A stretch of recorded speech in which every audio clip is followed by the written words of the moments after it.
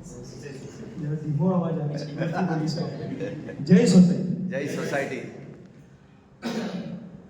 દાહોદ અનાથ મહાજન સાર્વજનિક એજ્યુકેશન સોસાયટીના સુરેશભાઈ શેઠ સાહેબ, અંજલીબેન, આપણા વહીવટી પાકના વડા દામા સાહેબ, ભોકણ સાહેબ, આપણા કેમ્પસ ડાયરેક્ટર પટેલ સાહેબ, રાજુભાઈ, આદર્શભાઈ, મેં થોડુંક તમારા ડેટા જોયા છે.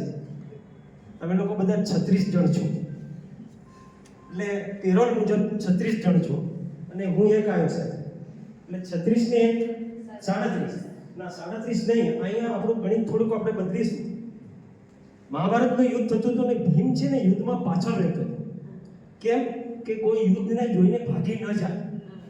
તો હું તમારી પાછળ છું, એટલે 36 ને એકડો એક પાછળ આવ્યો, એટલે 361 થયા. બીજું કે સાહેબ, મને પણ આ સ્કૂલમાં એડમિશન નહોતું મળતું. મારા ભુવા નેનાસિકભાઈ એમને ફોન કર્યો આયમ દેસાઈ સાહેબ તે વખતે, તો એનાથી મારું એડમિશન થયું. અને 5305 મારો જીઆર નંબર છે, હજી મને યાદ છે. આ સ્કૂલની અંદર ભણવું એ શિક્ષણનો પર્યાય, ફિઝિક્સનો પર્યાય, બાયોલોજીનો પર્યાય, વિજ્ઞાન પ્રવાહનો પર્યાય એટલે આખા ગુજરાતમાં એમવાય સ્કૂલ. એમ કે આપણે દાહોદમાં ભણું છું, કઈ સ્કૂલ એમવાયમાં, પેલા એમવાયનું જ નામ આવે મેડમ. એટલે એક નાનકડી હું પંક્તિ કહીશ, કારણ કે એક્ઝામ છે, સાહેબને પણ સમય નથી, બધાને સમય નથી. એક નાનકડી પંક્તિ કહીશ. હર સમસ્યા આખરે તો હલ સુધી દોરી જશે.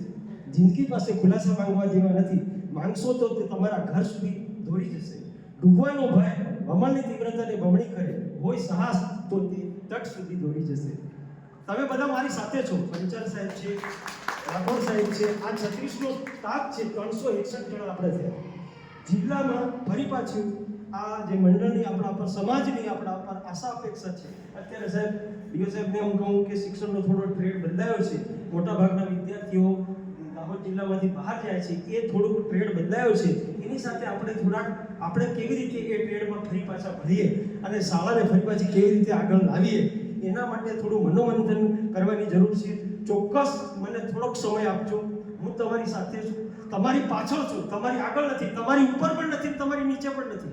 ઉપર નીચે કરવા જઈએ 36 ને 37 થશે, આગળ કરશું તો 136 થશે. પણ પેલો આંકડો મોટો છે, કયો 361 વાળો. એટલે મહેરબાની કરી અને મને થોડોક સાથ આપજો, સહકાર આપજો.